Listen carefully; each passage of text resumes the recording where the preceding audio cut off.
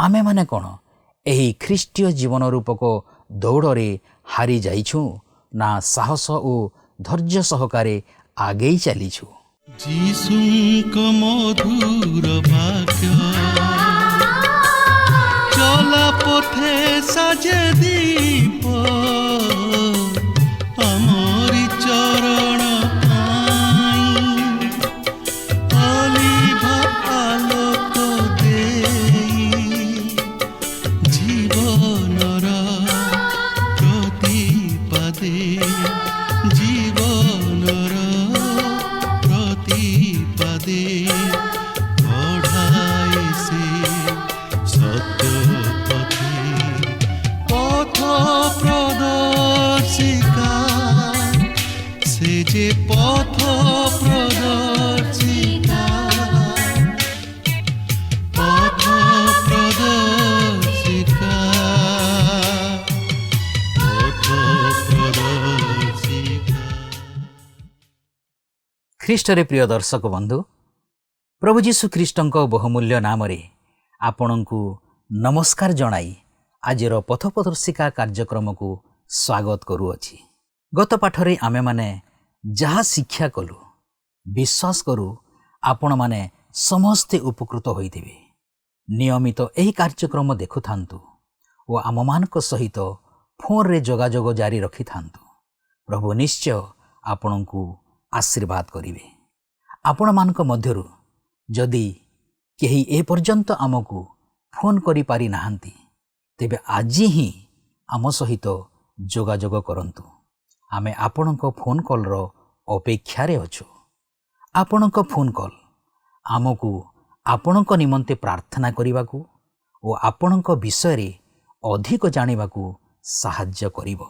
आज पुणी थरे एही कार्यक्रम माध्यम रे आपणक सहित साक्षात करिवार सुजोग पाइथिबारु प्रभुंकु धन्यवाद दिए।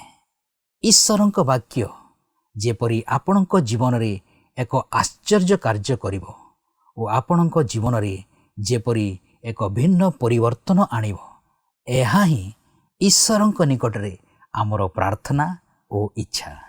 प्रभुंक ठारे संपूर्ण विश्वास करंतु। आज आमे आउ एक नूतन विषय रे अध्ययन करिबा। ताहा हेला फिलिपिय मंडली निकटकू प्रेरित पाउलंक पत्र 3 पर्व तार 12 पदरु 20 पद। आजिर अध्ययनरु आमे माने जानी पारिबा जे पाउल जानिथिले मंडली को उत्साहित न कले एथिरे थिबा सभ्या माने लक्ष्य भ्रष्ट हेबे, मंद जीवन शैली अपणाइबे एवं मंडलीर सहभागिता को वर्जन करिवे। तेणु से निज जीवन को उदाहरण स्वरूप से मानकर निकटरे रखी जणाउछंती आम्भे माने सिद्धि लाभ करिनाहु, आहुरी परिश्रम करिबाकू पड़िबो। लक्ष्य स्थल प्रति दृष्टि देई ईश्वरंक स्वर्गीय आह्वानर आशीर्वाद पाइबा पई आहुरी दौड़िबाकू पड़िबो। एठारे पाउल निजकू जणे दौड़र दौड़ाली रूपे निजकू चित्रित करिछंती। एही दौड़रे आमर दृष्टि को लक्ष्यहीन करिबा पई अनेक ध्यान आकर्षणकारी विषय यथा धन संपत्ति, खाद्य पदार्थ, कुअभिलाष, आत्म प्रशंसा, अतीतर सफलता एमिति कि अनेक व्यक्ति जो माने ख्रीष्टंकर वार्ता को भूल अर्थ करुथिबे बा विकृत करुथिबे, जो मानक विषय रे पाउल कहंती एमाने क्रूसर शत्रु आम संगे दौड़े सामिल होई लक्ष्यभ्रष्ट करने चेष्टा करिवे। आसंतु एही विषय रे अधिक शिक्षा करिवा पूर्वरु गोटिए मनछुआ भक्तिमूलक गीत शुणिबा। जगतर बुक पारे आमे लवण स्वरूप लवणर गुण नेई भरी देवा सुस्वाद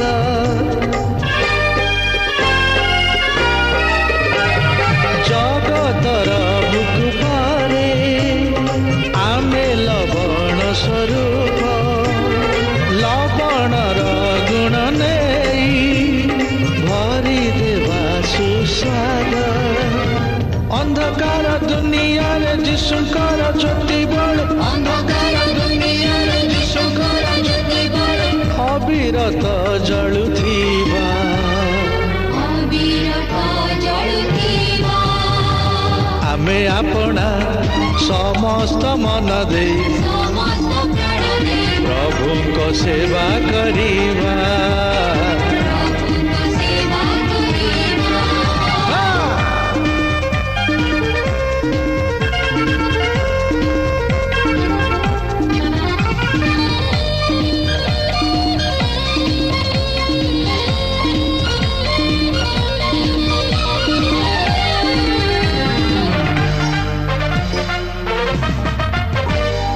ପ୍ରଭୁଙ୍କ ବାକ୍ୟ ଅଟେ ଆମ ଜୀବନ ପ୍ରଦୀପ, ସେ ପ୍ରଦୀପ ବଳେ ସଦା ହଜେ ପାପ ଅନ୍ଧାର।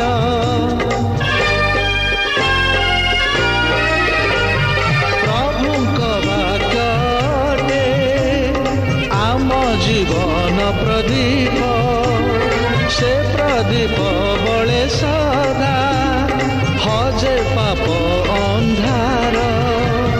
ଶୁଭ ସମାଚାର ନେଇ କୋଣେ କୋଣେ ଯିବା କହି, ଶୁଭ ସମାଚାର ନେଇ କୋଣେ କୋଣେ ଯିବା କହି ଯୀଶୁଙ୍କ ସାକ୍ଷୀ ହୋଇବା।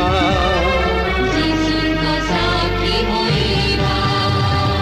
ଆମେ ଆପଣା ସମସ୍ତ ମନ ଦେଇ ସମସ୍ତ ପ୍ରାଣ ଦେଇ ପ୍ରଭୁଙ୍କ ସେବା କରିବା। ପ୍ରଭୁଙ୍କ ସେବା କରିବା।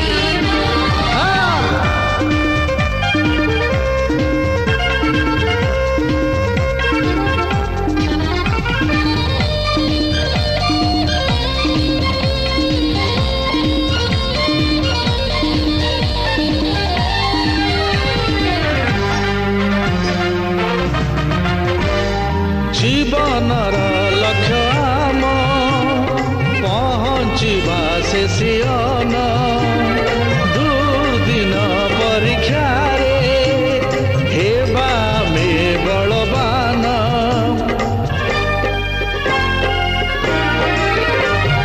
ଜୀବନର ଲକ୍ଷ୍ୟ ଆମ ପହଞ୍ଚିବା ସେ ସିଅନ। ଆସନ୍ତୁ ବର୍ତ୍ତମାନ ଆମେ ପ୍ରଭୁଙ୍କର ବାକ୍ୟ ମଧ୍ୟକୁ ଯିବା। ଆଜି ଆମେ ଫିଲିପିଓ 3 ପର୍ବର 12 ପଦରୁ ଆରମ୍ଭ କରି 20 ପଦ ପର୍ଯ୍ୟନ୍ତ ଅଧ୍ୟୟନ କରିବା ନିମନ୍ତେ ଯିବା। ଏଠାରେ ମୁଁ ଆପଣଙ୍କୁ ସ୍ମରଣ କରାଇ ଦେବା ପାଇଁ ଚାହେଁ ଯେ ଆମେ ଦେଖିଥିଲୁ ପ୍ରେରିତ ପାଉଲ ଆଗାମୀ ଭବିଷ୍ୟତରେ ମଣ୍ଡଳୀର ସ୍ୱର୍ଗାରୋହଣ ସମୟରେ ପୂର୍ଣ୍ଣ ସହଯୋଗ ପ୍ରାପ୍ତ ହେବା ନିମନ୍ତେ ଆଶା କରିଥିଲେ। ପାଉଲ କହନ୍ତି, ମୁଁ ଯେଉଁ ଆକାଂକ୍ଷା ନେଇ ଅଗ୍ରସର ହେଉଅଛି ତାହା କେବଳ ଖ୍ରୀଷ୍ଟଙ୍କୁ ଜାଣିବା ନିମନ୍ତେ ନୁହେଁ, ମାତ୍ର ମୁଁ ଯେପରି ମଣ୍ଡଳୀର ସ୍ୱର୍ଗାରୋହଣ ସମୟରେ ସେହି ମହା ଆନନ୍ଦର ସହଭାଗୀ ହେବାକୁ ପାରେ ଏଥି ନିମନ୍ତେ। ତାହେଲେ ଆସନ୍ତୁ ତହିଁର କ୍ରମଶଃ ଆମେ ଆଜିର ଏହି ଅଧ୍ୟୟନରେ ଲକ୍ଷ୍ୟ କରିବା ପାଇଁ ଯିବା। ଦେଖନ୍ତୁ 3 ପର୍ବର 12 ପଦରେ ଏହିପରି ଲେଖା ଅଛି, ମୁଁ ଯେ ଏବେ ସେହି ସମସ୍ତ ପ୍ରାପ୍ତ ହୋଇଅଛି ଅବା ସିଦ୍ଧିଲାଭ କରିଅଛି ତାହା ନୁହେଁ, କିନ୍ତୁ ମୁଁ ଖ୍ରୀଷ୍ଟ ଯୀଶୁଙ୍କ ଦ୍ୱାରା ଧୃତ ହୋଇଥିବାରୁ ତାହା ଧରିବା ପାଇଁ ଦୌଡ଼ୁଅଛି। ପାଉଲ ଜାଣିଥିଲେ ଯେ ସେ ସେହି ସମସ୍ତ ପ୍ରାପ୍ତ ହୋଇପାରି ନାହାନ୍ତି, କିମ୍ବା ସିଦ୍ଧିଲାଭ କରିପାରି ନାହାନ୍ତି, ଅର୍ଥାତ୍ ସମ୍ପୂର୍ଣ୍ଣ ପରିପକ୍ୱତାର ସ୍ତରକୁ ଆସିପାରି ନାହାନ୍ତି। ସେ ନିଶ୍ଚିତ ଭାବେ ପିତରଙ୍କ ସହିତ ଏକମତ ଯେ ଆମ୍ଭେମାନେ ଆମ୍ଭମାନଙ୍କ ପ୍ରଭୁ ଓ ତ୍ରାଣକର୍ତ୍ତା ଯୀଶୁଖ୍ରୀଷ୍ଟଙ୍କ ଅନୁଗ୍ରହ ଓ ଜ୍ଞାନରେ ବୃଦ୍ଧି ପାଇବା ଆବଶ୍ୟକ, ଯାହାକି 2 ପିତର 3 ପର୍ବର 18 ପଦରେ ଲେଖା ଅଛି। ବର୍ତ୍ତମାନ ପରବର୍ତ୍ତୀ ଅଂଶରେ ପାଉଲ ତାହାଙ୍କ ଜୀବନର ବାସ୍ତବ ଲକ୍ଷ୍ୟକୁ ପ୍ରକାଶ କରନ୍ତି। ତେବେ ଦେଖନ୍ତୁ 3 ପର୍ବର 13 ଓ 14 ପଦରେ ଏହିପରି ଲେଖା ଅଛି, ହେ ଭାଇମାନେ, ମୁଁ ଏପର୍ଯ୍ୟନ୍ତ ତାହା ଧରିଅଛି ବୋଲି ମନେ କରୁନାହିଁ, କିନ୍ତୁ ଗୋଟିଏ ବିଷୟ ମୁଁ କରୁଅଛି, ପଶ୍ଚାତ୍ ବିଷୟ ସବୁ ମନରୁ ଦୂର କରି ସମ୍ମୁଖରେ ଥିବା ବିଷୟଗୁଡ଼ିକ ପ୍ରତି ଦୃଷ୍ଟି ରଖି ଖ୍ରୀଷ୍ଟ ଯୀଶୁଙ୍କଠାରେ ଈଶ୍ୱରଙ୍କ ସ୍ୱର୍ଗୀୟ ଆହ୍ୱାନର ପଣ ପାଇବା ନିମନ୍ତେ ପ୍ରାଣପଣ କରି ଲକ୍ଷ୍ୟସ୍ଥଳକୁ ଦୌଡ଼ୁଅଛି। ଲେଖା ଅଛି, ହେ ଭାଇମାନେ, ମୁଁ ଏପର୍ଯ୍ୟନ୍ତ ତାହା ଧରିଅଛି ବୋଲି ମନେ କରୁନାହିଁ। ପାଉଲ କହନ୍ତି ଯେ ସେ ପହଞ୍ଚି ପାରି ନାହାନ୍ତି, କିନ୍ତୁ ଆଜି ଅନେକ ଖ୍ରୀଷ୍ଟ ବିଶ୍ୱାସୀ ତଥା ଭକ୍ତ ସାଧୁମାନେ ଭାବନ୍ତି ଯେ ସେମାନେ ସବୁକିଛି ଜାଣନ୍ତି। ସେମାନେ ସେମାନଙ୍କର ଅଜ୍ଞତାରେ ଆଶ୍ୱାସନା ପ୍ରାପ୍ତ ହୁଅନ୍ତି। ମାତ୍ର ପାଉଲ ଏହିପରି କହନ୍ତି, କିନ୍ତୁ ଗୋଟିଏ ବିଷୟ ମୁଁ କରୁଅଛି। ତେବେ ସେହି ଗୋଟିଏ ବିଷୟ କ'ଣ? ପଶ୍ଚାତ୍ ବିଷୟ ସବୁ ମନରୁ ଦୂର କରି ସମ୍ମୁଖରେ ଥିବା ବିଷୟଗୁଡ଼ିକ ପ୍ରତି ଦୃଷ୍ଟି ରଖନ୍ତି। ସେ ତାହାଙ୍କର ଅତୀତର ସମସ୍ତ ଦୋଷ ତ୍ରୁଟିକୁ ପଛରେ ପକାଇ ଦେଉଛନ୍ତି, ଯେପରି ସେହିସବୁ ତାହାଙ୍କୁ ଭବିଷ୍ୟତ ନିମନ୍ତେ ବିକଳାଙ୍ଗ କରିନଦିଏ। ଆଉ ସେହି ଭବିଷ୍ୟତ କ'ଣ? ସେ ବର୍ତ୍ତମାନର ସମୟ ମଧ୍ୟରେ ଥାଇ ଭବିଷ୍ୟତକୁ ଅପେକ୍ଷା କରି ରୁହନ୍ତି, ଯେତେବେଳେ କି ସେ ବର୍ଦ୍ଧିଷ୍ଣୁ ହେବେ ଓ ପରିପକ୍ୱତାର ଅବସ୍ଥା ମଧ୍ୟକୁ ଆସିବେ। ପାଉଲ ଆହୁରି କହନ୍ତି, ଖ୍ରୀଷ୍ଟ ଯୀଶୁଙ୍କଠାରେ ଈଶ୍ୱରଙ୍କ ସ୍ୱର୍ଗୀୟ ଆହ୍ୱାନର ପଣ ପାଇବା ନିମନ୍ତେ ପ୍ରାଣପଣ କରି ଲକ୍ଷ୍ୟ ସ୍ଥଳକୁ ଦୌଡ଼ୁଅଛି। ପାଉଲ ସେହି ପଣ ପାଇବା ନିମନ୍ତେ ବା ପୁରସ୍କାର ପାଇବା ନିମନ୍ତେ ପ୍ରାଣପଣ କରି ଲକ୍ଷ୍ୟସ୍ଥଳକୁ ଦୌଡ଼ୁଅଛନ୍ତି।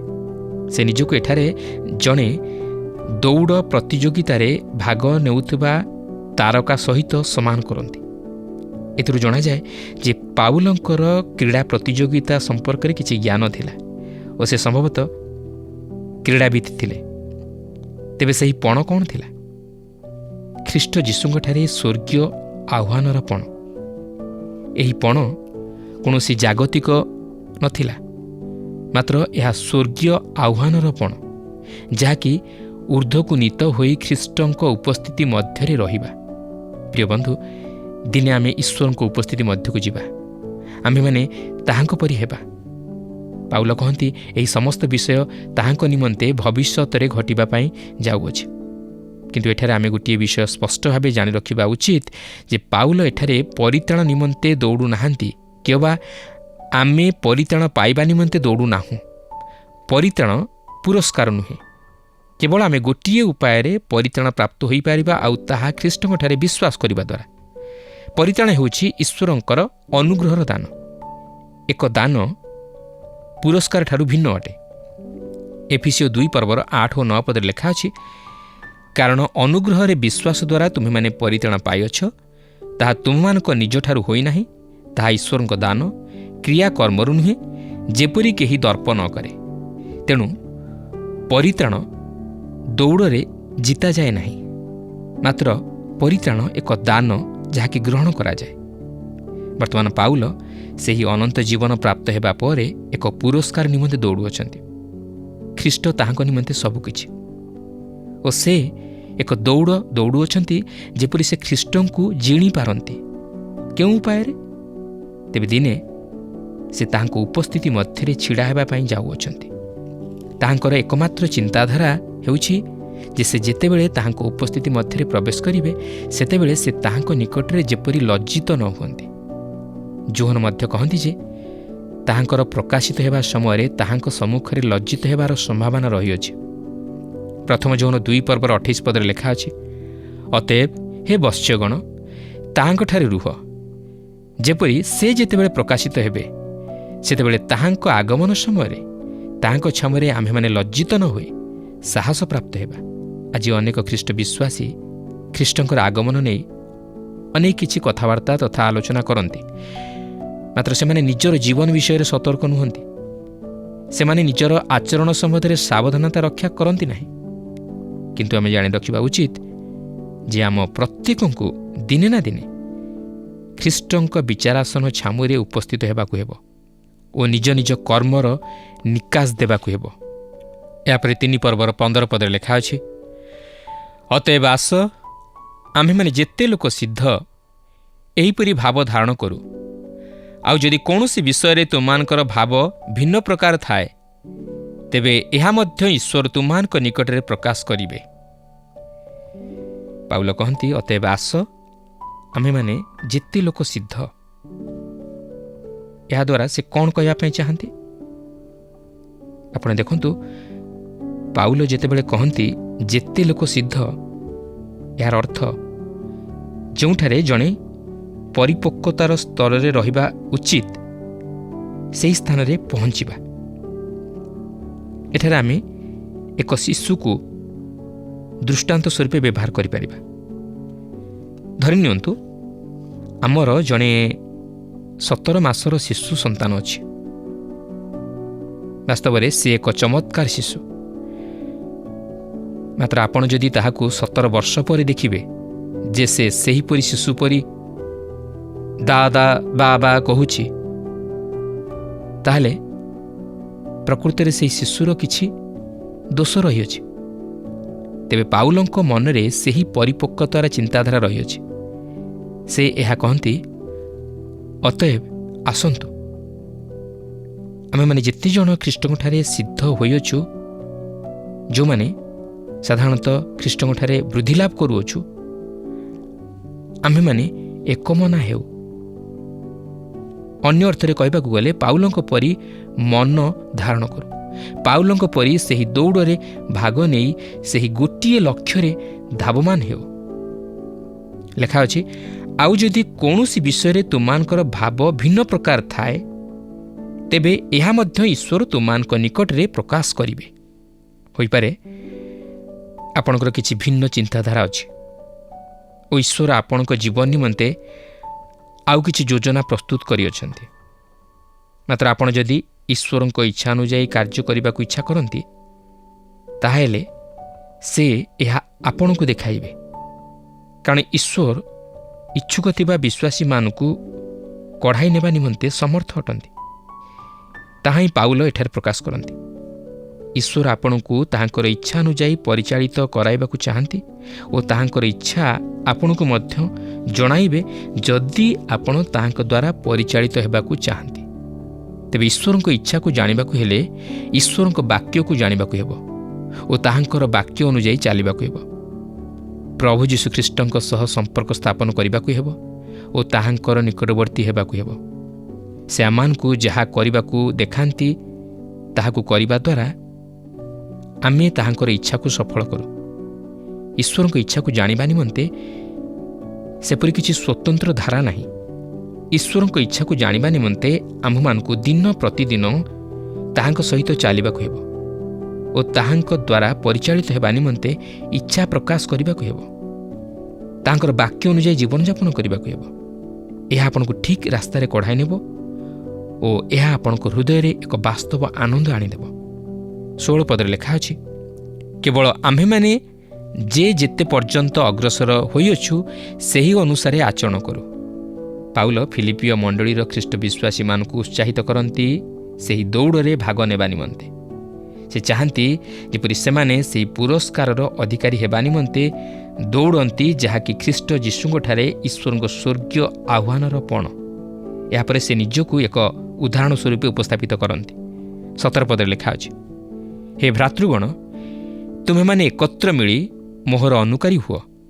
ପୁଣି ଆମ୍ଭମାନଙ୍କଠାରେ ଯେଉଁ ଆଦର୍ଶ ଦେଖୁଅଛ, ଯେଉଁମାନେ ତଦନୁଯାୟୀ ଆଚରଣ କରନ୍ତି ସେମାନଙ୍କ ପ୍ରତି ଦୃଷ୍ଟି କର। ମୁଁ ଏପରି କହିପାରିବି ନାହିଁ, ମାତ୍ର ପାଉଲ କହିପାରିଥିଲେ। ସେ କହନ୍ତି, ଏହାକୁ କିପରି କରିବାକୁ ହେବ ତାହା ଯଦି ଜାଣିବାକୁ ଚାହଁ, ତାହେଲେ ମୋତେ ଅନୁକରଣ କର। ଏହା ଏକ ଅନୁକରଣର ବିଷୟକୁ ନୁହେଁ, ମାତ୍ର ତାହାଙ୍କର କହିବାର ଅର୍ଥ ହେଉଛି ତୁମେମାନେ ଖ୍ରୀଷ୍ଟଙ୍କ ଶରୀର ରୂପ ମଣ୍ଡଳୀ ମଧ୍ୟରେ ଖ୍ରୀଷ୍ଟଙ୍କ ଶକ୍ତିକୁ ଅଂଶୀ କରାଇବା ନିମନ୍ତେ ଶିକ୍ଷା କର। ତୁମେମାନେ ସମଭାବାପନ୍ନ ହୁଅ ଓ ଏକ ମନ ହୋଇ ଖ୍ରୀଷ୍ଟଙ୍କ ଆଦର୍ଶ ରକ୍ଷା କର। ମୁଁ ବିଶ୍ୱାସ କରେ ଏହା ଜଣେ ଖ୍ରୀଷ୍ଟ ବିଶ୍ୱାସୀ ପ୍ରତି ଉଚିତ ହେବ ଯଦି ସେ ଏକ ଖ୍ରୀଷ୍ଟ ବିଶ୍ୱାସୀ ମଣ୍ଡଳୀ ବା ସଂସ୍ଥା ମଧ୍ୟରେ ରହି କାର୍ଯ୍ୟ କରେ। ମୋର ଚିନ୍ତାଧାରାରେ ଯଦି ଆପଣଙ୍କ ସମ୍ପ୍ରଦାୟ ମଧ୍ୟରେ ଏକ ଖ୍ରୀଷ୍ଟ ବିଶ୍ୱାସୀ ମଣ୍ଡଳୀ ରହିଅଛି ଯେଉଁଠାରେ ଈଶ୍ୱରଙ୍କ ବାକ୍ୟ ପ୍ରଚାରିତ ହେଉଅଛି ଓ ଆପଣ ସେହି ମଣ୍ଡଳୀ ସହିତ ପରିଚିତ ହୋଇନାହାନ୍ତି, ତାହେଲେ ଆପଣ ଈଶ୍ୱରଙ୍କ ଇଚ୍ଛାର ବହିର୍ଭୂତ ହୋଇଅଛନ୍ତି। ବର୍ତ୍ତମାନ ପାଉଲ ନକାରାତ୍ମକ ଦିଗକୁ ଉପସ୍ଥାପିତ କରିବା ପାଇଁ ଯାଉଅଛନ୍ତି।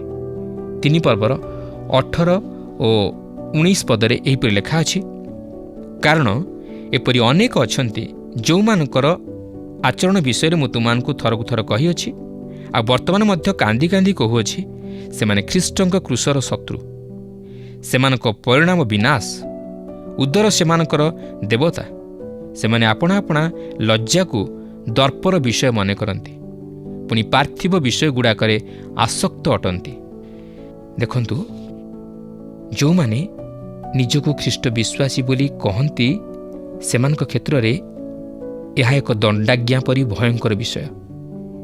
ସେମାନେ ନିଜକୁ ଖ୍ରୀଷ୍ଟ ବିଶ୍ୱାସୀ ବୋଲି ଦାବି କରନ୍ତି, ତଥାପି ସେମାନଙ୍କ ଜୀବନର କାର୍ଯ୍ୟକଳାପ ଦ୍ୱାରା ସେମାନେ ସେମାନଙ୍କର ସ୍ୱୀକାରୋକ୍ତିକୁ ଖଣ୍ଡନ କରନ୍ତି। ସେମାନଙ୍କ ଉଦର ସେମାନଙ୍କର ଈଶ୍ୱର ଅଟେ, ଆଉ ତାହା ହିଁ ହେଉଛି ଏକ ଜଘନ୍ୟ ବିଷୟ। ଏହାର ଅର୍ଥ ହେଉଛି ସେମାନେ ସେମାନଙ୍କର ରୁଚି ଅନୁଯାୟୀ ପରିଚାଳିତ ହୁଅନ୍ତି। ନିଜକୁ ଖ୍ରୀଷ୍ଟ ବିଶ୍ୱାସୀ ବୋଲାଉଥିବା କେତେକ ଲୋକଙ୍କର ଟଙ୍କା ପ୍ରତି ଲାଳସା ରହିଅଛି। ସେମାନେ ଟଙ୍କା ନିମନ୍ତେ ଯେକୌଣସି ବିଷୟ କରିଦେଇପାରନ୍ତି। ଆଉ କେତେକ ଯୌନ କ୍ରିୟା ପ୍ରତି ଲାଳାୟିତ ହୋଇ ତାହାକୁ ସେମାନଙ୍କର ଈଶ୍ୱର ବୋଲି ଧରି ନିଅନ୍ତି। ଆଉ କେତେକ ଲୋଭ ହେତୁ ବିବାଦ ଓ ଆତ୍ମଗାରିମାରେ ପରିପୂର୍ଣ୍ଣ ହୋଇଥାନ୍ତି। ଏହାର ମୁଖ୍ୟ କାରଣ ହେଉଛି ଯେ ସେମାନେ ସେମାନଙ୍କ ହୃଦୟ ଓ ମନକୁ ଜାଗତିକ ବିଷୟରେ ଲିପ୍ତ କରନ୍ତି। ସେମାନେ କେବଳ ନିଜ ନିମନ୍ତେ ବଞ୍ଚନ୍ତି, ଆଉ ସେମାନେ ପ୍ରକୃତରେ ଏହି ସବୁରେ ଆନନ୍ଦ ଅନୁଭବ କରନ୍ତି। ସେମାନେ ଯେଉଁ ବିଷୟ ନେଇ ଲଜ୍ଜା ଅନୁଭବ କରିବା ଉଚିତ ସେସବୁରେ ଗର୍ବ ଅନୁଭବ କରନ୍ତି। ପାଉଲ କହନ୍ତି ଯେ ଆପଣ ଯଦି ଖ୍ରୀଷ୍ଟଙ୍କଠାରେ ବିଶ୍ୱାସ କରିଅଛନ୍ତି, ଆପଣଙ୍କ ଜୀବନରେ ଯଦି ସେହିପରି ଏକ ପରିବର୍ତ୍ତନ ଘଟିଅଛି ଯାହାକି ସେହି ଦମେଶକ ରାସ୍ତାରେ ପ୍ରେରିତ ପାଉଲଙ୍କ ପ୍ରତି ଘଟିଥିଲା, ଯଦି ଆପଣଙ୍କର ମନରେ, ସମୟରେ, ଧନରେ, ଦାନରେ କେବଳ ଖ୍ରୀଷ୍ଟ ହିଁ ସ୍ଥାନ ପାଇଅଛନ୍ତି, ତାହେଲେ ଏହା ଆପଣଙ୍କ ଜୀବନ ଦ୍ୱାରା ପ୍ରକାଶିତ ହେବ। ଯାକୁବ ଏହାକୁ ଏହିପରି ଭାବେ ଉପସ୍ଥାପିତ କରନ୍ତି, ସେହିପରି ମଧ୍ୟ ବିଶ୍ୱାସ କର୍ମ ବିନା ନିଜେ ମୃତ। କିନ୍ତୁ କେହି ଅବା କହିବ, ତୁମର ବିଶ୍ୱାସ ଅଛି, ପୁଣି ମୋହର କର୍ମ ଅଛି। କର୍ମ ବିନା ତୁମର ବିଶ୍ୱାସ ମୋତେ ଦେଖାଅ, ଆଉ ମୁଁ କର୍ମ ଦ୍ୱାରା ତୁମ୍ଭକୁ ମୋହର ବିଶ୍ୱାସ ଦେଖାଇବି। ଅନ୍ୟ ଅର୍ଥରେ କହିବାକୁ ଗଲେ, ଆପଣଙ୍କର ଯଦି କୌଣସି କର୍ମ ନାହିଁ, ତାହେଲେ ଆପଣ ଆପଣଙ୍କର ପ୍ରତିବାସୀର ହୃଦୟରେ ବିଶ୍ୱାସ ଜନ୍ମାଇ ପାରିବେ ନାହିଁ। ସେ ଆପଣଙ୍କର କର୍ମ ଦ୍ୱାରା ଆପଣଙ୍କର ବିଶ୍ୱାସକୁ ବିଚାର କରିବ। ଯେପରିକି ପ୍ରଭୁଙ୍କର ଜଣେ ଦାସ କହନ୍ତି, ବିଶ୍ୱାସ ହିଁ ଉଦ୍ଧାର କରେ, କିନ୍ତୁ ଯେଉଁ ବିଶ୍ୱାସ ଉଦ୍ଧାର କରେ ତାହା ଏକାକୀ ନୁହେଁ। ପ୍ରିୟ ବନ୍ଧୁ, ଯେଉଁମାନେ ଏହି ଜଗତର ବିଷୟ ସବୁରେ ଆସକ୍ତ ହୋଇଅଛନ୍ତି ଓ ସେହିସବୁକୁ ନିଜ ହୃଦୟରେ ସ୍ଥାନ ଦେଇଅଛନ୍ତି, ସେମାନଙ୍କ ଜୀବନ କେତେ ଦୁଃଖପୂର୍ଣ୍ଣ। ଏହା ଅତି ଦୁଃଖର ବିଷୟ। ଆଜି ମଣ୍ଡଳୀ ମଧ୍ୟରେ ମଧ୍ୟ ଏହିପରି ଖ୍ରୀଷ୍ଟ ବିଶ୍ୱାସୀମାନେ ଦେଖାଯାଆନ୍ତି, ଯେଉଁମାନେ ନିଜକୁ ଖ୍ରୀଷ୍ଟ ବିଶ୍ୱାସୀ ବୋଲି ପରିଚୟ ଦେଲେ ମଧ୍ୟ ସେମାନଙ୍କର କାର୍ଯ୍ୟକଳାପ ଦ୍ୱାରା ସେମାନେ ତହିଁର ପରିଚୟ ଦିଅନ୍ତି ନାହିଁ। ସେମାନେ କେବଳ ଜାଗତିକ ବିଷୟରେ ଆସକ୍ତ ହୁଅନ୍ତି। ସେମାନଙ୍କ ଜୀବନରେ ଟଙ୍କାର ଲୋଭ, ଏପରିକି ମଣ୍ଡଳୀ ମଧ୍ୟରେ ପଦବୀର ଲୋଭ, ଶାରୀରିକ ଅଭିଳାଷ ପ୍ରଭୃତି ସ୍ଥାନ ପାଇଥାଏ, ଯାହାକି କେବଳ ଈର୍ଷା ଓ ବିବାଦର କାରଣ ହୋଇଥାଏ। ସେମାନେ କେବଳ ନିଜ ନିମନ୍ତେ ଚିନ୍ତା କରନ୍ତି ଓ ଏହି ସମସ୍ତ ବିଷୟ ନିମନ୍ତେ ସେମାନେ ଲଜ୍ଜାବୋଧ କରିବା ପରିବର୍ତ୍ତେ ଦର୍ପ କରନ୍ତି। ମାତ୍ର ପାଉଲ କହନ୍ତି, ତୁମେମାନେ ସେମାନଙ୍କ ପ୍ରତି ଦୃଷ୍ଟି କର ନାହିଁ, ମାତ୍ର ଆମ୍ଭମାନଙ୍କଠାରେ ଯେଉଁ ଆଦର୍ଶ ଦେଖୁଅଛ ତଦନୁଯାୟୀ ଆଚରଣ କର, ଅର୍ଥାତ୍ ଖ୍ରୀଷ୍ଟଙ୍କ ଆଦର୍ଶରେ ଅନୁପ୍ରାଣିତ ହୁଅ। ଆସନ୍ତୁ ଏହାପରେ ପାଉଲ କିପରି ତାହାଙ୍କର ଭରସାକୁ ଭବିଷ୍ୟତ ନିମନ୍ତେ ବଦଳାଇ ଦିଅନ୍ତି ତାହା ଲକ୍ଷ୍ୟ କରିବାକୁ ଯିବା। 3 ପର୍ବର 20 ପଦରେ ଲେଖା ଅଛି, ଆମ୍ଭେମାନେ ତ ସ୍ୱର୍ଗର ପ୍ରଜା, ସେ ସ୍ଥାନରୁ ମଧ୍ୟ ଆମ୍ଭେମାନେ ତ୍ରାଣକର୍ତ୍ତା ପ୍ରଭୁ ଯୀଶୁଖ୍ରୀଷ୍ଟଙ୍କ ଆଗମନର ଅପେକ୍ଷାରେ ଅଛୁ। ପାଉଲ ଏଠାରେ ସ୍ୱର୍ଗରାଜ୍ୟର ନାଗରିକତ୍ୱ ନେଇ ପ୍ରକାଶ କରନ୍ତି। ସେ କହନ୍ତି, ଆମ୍ଭେମାନେ ତ ସ୍ୱର୍ଗର ପ୍ରଜା। ପ୍ରତ୍ୟେକ ଖ୍ରୀଷ୍ଟ ବିଶ୍ୱାସୀ ସ୍ୱର୍ଗର ପ୍ରଜା। ସେ ସେହି ସ୍ୱର୍ଗୀୟ ନାଗରିକତ୍ୱର ଅଧିକାରୀ। ପାଉଲ କହନ୍ତି ଯେ ଖ୍ରୀଷ୍ଟ ବିଶ୍ୱାସୀମାନେ ଏହି ଜଗତରେ ଖ୍ରୀଷ୍ଟଙ୍କର ରାଜଦୂତ। ତେଣୁ ଆମ୍ଭେମାନେ ଯେଉଁମାନେ କି ଖ୍ରୀଷ୍ଟ ବିଶ୍ୱାସୀ ରୂପେ ଗଣିତ, ଆମ୍ଭେମାନେ ଏହି ଜଗତରେ ସ୍ୱର୍ଗକୁ ଓ ସ୍ୱର୍ଗୀୟ ସମ୍ବାଦକୁ ଉପସ୍ଥାପିତ କରିବା ଆବଶ୍ୟକ, କାରଣ ଆମମାନଙ୍କର ନାଗରିକତ୍ୱ ସ୍ୱର୍ଗରେ। ଲେଖା ଅଛି, ସେ ସ୍ଥାନରୁ ମଧ୍ୟ ଆମ୍ଭେମାନେ ତ୍ରାଣକର୍ତ୍ତା ପ୍ରଭୁ ଯୀଶୁଖ୍ରୀଷ୍ଟଙ୍କ ଆଗମନର ଅପେକ୍ଷାରେ ଅଛୁ। ଈଶ୍ୱରଙ୍କ ପ୍ରତି ପ୍ରଶଂସାର ଉଚ୍ଚତମ ସ୍ୱର୍ଗରେ ଯେ ଖ୍ରୀଷ୍ଟ ବିଶ୍ୱାସୀର ଭରସା ରହିଅଛି, ତାହା ପାଉଲ ଏଠାରେ ପ୍ରକାଶ କରନ୍ତି। ଏହା ଖ୍ରୀଷ୍ଟଙ୍କ ପୁନରାଗମନର ଏକ ଆନନ୍ଦପୂର୍ଣ୍ଣ ପ୍ରତୀକ୍ଷା। ଏହା ମଧ୍ୟ ପ୍ରମାଣିତ କରିଦିଏ ଯେ ପ୍ରଭୁ ଯୀଶୁଖ୍ରୀଷ୍ଟଙ୍କର ଏହି ଜଗତକୁ ଦ୍ୱିତୀୟ ଆଗମନ କରିବା ସମୟରେ ତାହାଙ୍କର ବିଶ୍ୱାସୀ ମଣ୍ଡଳୀ ସେହି ମହାକ୍ଲେଶର ସମୟ ମଧ୍ୟ ଦେଇ ଗତି କରିବେ ନାହିଁ, ଯାହାକି ଏକ ବିଚାରର ସମୟ ହେବ। ମାତ୍ର ତହିଁ ପୂର୍ବରୁ ପ୍ରଭୁ ତାହାଙ୍କର ବିଶ୍ୱାସୀ ମଣ୍ଡଳୀକୁ ଏହି ଜଗତରୁ ଉଠାଇ ନେବେ ଓ ସେମାନେ ଖ୍ରୀଷ୍ଟଙ୍କ ଉପସ୍ଥିତି ମଧ୍ୟକୁ ନୀତ ହେବେ। ତାଙ୍କର ବିଶ୍ୱାସୀ ମଣ୍ଡଳୀ ବିଚାରର ସମ୍ମୁଖୀନ ହେବେ ନାହିଁ, କାରଣ ସେମାନେ ସ୍ୱର୍ଗରାଜ୍ୟର ପ୍ରଜା। ନୂତନ ନିୟମରେ ଖ୍ରୀଷ୍ଟ ବିଶ୍ୱାସୀର ଭରସା କେବେ ହେଲେ ମହାକ୍ଲେଶର ସମୟ ନୁହେଁ। ଆମ୍ଭମାନଙ୍କର ନାଗରିକତ୍ୱ ଯେ ସ୍ୱର୍ଗରେ ଅଛି, ଏହା ସେ କହିବା ପରେ ସେ କହନ୍ତି ଯେ ସେ ସ୍ଥାନରୁ ମଧ୍ୟ ଆମ୍ଭେମାନେ ତ୍ରାଣକର୍ତ୍ତା ପ୍ରଭୁ ଯୀଶୁଖ୍ରୀଷ୍ଟଙ୍କ ଆଗମନ ଅପେକ୍ଷାରେ ଅଛୁ। ମହାକ୍ଲେଶର ସମୟ ମଧ୍ୟ ଦେଇ ଗତି କରିବା ନେଇ ସେ କିଛି କହନ୍ତି ନାହିଁ, ଯାହାକି ଏକ ବିଚାରର ସମୟ ହେବ, ଆଉ ମଣ୍ଡଳୀ ବିଚାରରୁ ରକ୍ଷା ପାଇଅଛି।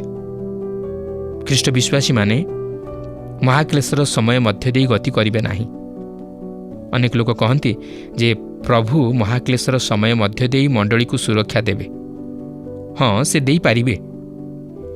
ଈଶ୍ୱର ଜଳପ୍ଲାବନ ମଧ୍ୟ ଦେଇ ଏକ ଜାହାଜରେ ନୋହଙ୍କୁ ରଖିଲେ, କିନ୍ତୁ ସେ ହନୋକଙ୍କୁ ଜଗତ ମଧ୍ୟରୁ ନେଇଗଲେ। ସେହି ମହାକ୍ଲେଶର ସମୟରେ ଦୁଇଟି ଦଳର ଲୋକ ଯେଉଁମାନେ କି ତାହାଙ୍କର ହେବେ। ଗୋଟିଏ ଦଳ ଉଠାଇ ନିଆଯିବେ, ଯାହାକି ସେ ଫିଲାଦେଲଫିଆ ମଣ୍ଡଳୀକୁ କହନ୍ତି। ଲେଖା ଅଛି, ତୁମ୍ଭେ ଆମ୍ଭର ଧୈର୍ଯ୍ୟର ବାକ୍ୟ ରକ୍ଷା କରିଅଛ, ଏହେତୁ ପୃଥିବୀ ନିବାସୀମାନଙ୍କୁ ପରୀକ୍ଷା କରିବା ନିମନ୍ତେ ସମସ୍ତ ଜଗତ ଉପରକୁ ଯେଉଁ ପରୀକ୍ଷା କାଳ ଆସିବ, ସେଥିରୁ ଆମେ ମଧ୍ୟ ତୁମକୁ ରକ୍ଷା କରିବୁ, ଯାହାକି ପ୍ରକାଶିତ 3 ପର୍ବର 10 ପଦରେ ଲେଖା ଅଛି। ପାଉଲଙ୍କର ଆନନ୍ଦର ପ୍ରତ୍ୟାଶା ଏହା ସ୍ପଷ୍ଟ କରିଦିଏ ଯେ ସେ ଖ୍ରୀଷ୍ଟଙ୍କର ଆଗମନକୁ ଅପେକ୍ଷା କରି ରହିଥିଲେ, କିନ୍ତୁ ମହାକ୍ଲେଶ ନିମନ୍ତେ ନୁହେଁ। ପ୍ରତ୍ୟେକଙ୍କୁ ଖ୍ରୀଷ୍ଟଙ୍କ ଆଗମନ ନିମନ୍ତେ ପ୍ରସ୍ତୁତ କରି ରଖନ୍ତୁ। ପ୍ରିୟ ଭାଇ ଭଉଣୀମାନେ, ମୋର ବିଶ୍ୱାସ ଆଜିର ଅଧ୍ୟୟନଟି ଆପଣମାନଙ୍କୁ ନିଶ୍ଚୟ ଭଲ ଲାଗିଥିବ ଓ ଆପଣମାନେ ଆତ୍ମିକ ଜୀବନରେ ଉପକୃତ ହୋଇଥିବେ। ଯୀଶୁଙ୍କ ସହ ଚିରକାଳ ବାସ କରିବାର ଯେଉଁ ପୁରସ୍କାର ଆମ ସମ୍ମୁଖରେ ରହିଛି, ସେଥିରୁ ଆମ ଦୃଷ୍ଟି ଯେପରି କ୍ଷଣିକ ପାଇଁ ଅପସରି ନ ଯାଏ, ସେଥିପାଇଁ ଆମକୁ ପଶ୍ଚାତ ବିଷୟ ସବୁ ଯଥା ଅତୀତର ବିଫଳତା, ପାପ ଏବଂ ଗୌରବ ଭୁଲିଯାଇ ସମ୍ମୁଖରେ ଆମ ପାଇଁ ଯାହା ରହିଛି ତାହା ପାଇବା ପାଇଁ ପ୍ରାଣପଣ କରି ଦୌଡ଼ିବାକୁ ପଡ଼ିବ। ପ୍ରକାଶିତ ବାକ୍ୟ ତାର 3 ପର୍ବ ତାର 11 ପଦରେ ଲେଖାଯାଏ, ଆମେ ଶୀଘ୍ର ଆସୁଅଛୁ, ତୁମର ମୁକୁଟ ଯେପରି କିଏ ହରଣ କରି ନ ନିଏ। ଏଥିପାଇଁ ତୁମର ଯାହା ଅଛି ତାହା ଦୃଢ଼ କରି ଧରି ରଖ। ଆଜି ତ ଆମ ସମୟ ଶେଷ ହେଲାଣି। ପରବର୍ତ୍ତୀ କାର୍ଯ୍ୟକ୍ରମରେ ପୁଣି ଆପଣଙ୍କ ସହିତ ସାକ୍ଷାତ ହେବ। ଫୋନ୍ ମାଧ୍ୟମରେ ଓ ଏହି କାର୍ଯ୍ୟକ୍ରମ ମାଧ୍ୟମରେ ଆମ ସହିତ ଯୋଡ଼ି ହୋଇ ରହନ୍ତୁ। ଆପଣଙ୍କଠାରୁ ବିଦାୟ ନେବା ପୂର୍ବରୁ ଆସନ୍ତୁ ପ୍ରାର୍ଥନା କରିବା। ପବିତ୍ର ମଙ୍ଗଳମୟ ସ୍ୱର୍ଗସ୍ଥ ପିତା, ଆମେ ତୁମକୁ ଧନ୍ୟବାଦ ଦେଉଅଛୁ। ଆଜିର ସୁନ୍ଦର ବାକ୍ୟ ଦ୍ୱାରା ଆମମାନଙ୍କୁ ତୁମେ କଥା କହିଛ। ପ୍ରିୟ ପ୍ରଭୁ, ତୁମ ନିକଟରେ ପ୍ରାର୍ଥନା କରୁଛୁ, ଆମ ପ୍ରିୟ ଶ୍ରୋତା ଭାଇ ବନ୍ଧୁମାନଙ୍କୁ ତୁମେ ଆଶୀର୍ବାଦ କର। ଦୟାଳୁ ସ୍ୱର୍ଗସ୍ଥ ପିତା, ଆମଙ୍କର ଦର୍ଶକ ଭାଇ ବନ୍ଧୁମାନେ ଯେପରି ତୁମର ବାକ୍ୟ ପ୍ରତି ମନୋଯୋଗୀ ହେବେ, ତୁମର ବାକ୍ୟ ଅନୁସାରେ ନିଜ ନିଜର ଜୀବନକୁ ସଜାଡ଼ିବେ, ସେହିପରି ତୁମେ ସାହାଯ୍ୟ କର। ଧନ୍ୟବାଦ ଦେଉଛୁ ପ୍ରଭୁ, ତୁମରି ବାକ୍ୟ ଦ୍ୱାରା ଆମମାନଙ୍କୁ ତୁମେ ସବୁବେଳେ କଥା କହିଥାଅ।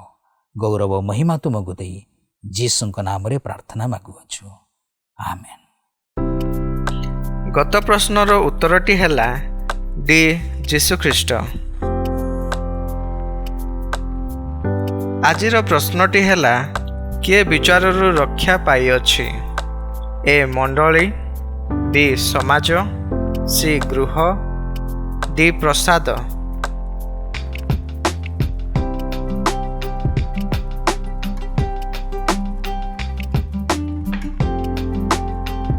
এই প্রশ্নর উত্তর আসন্তাকালি সন্ধ্যা 6টা মধ্যে option A, B, C, D মধ্যরু সঠিক উত্তর বাছি আপনার নাম ও সম্পূর্ণ ঠিকনা সহিত 9777221415 ফোন নম্বরে SMS কিংবা WhatsApp দ্বারা জଣାଇବାକୁ অনুরোধ।